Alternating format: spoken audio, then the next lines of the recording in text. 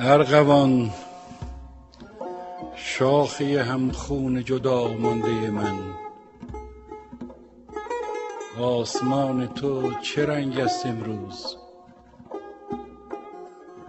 آفتابی است هوا یا گرفته است هنوز؟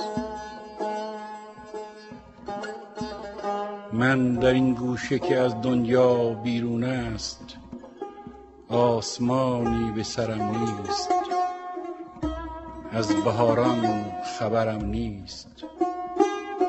آنچه میبینم دیوار است. آه این سخت سیاه آنچنان نزدیک است که چو بر میکشم از سینه نفس، نفسم را بر میگرداند.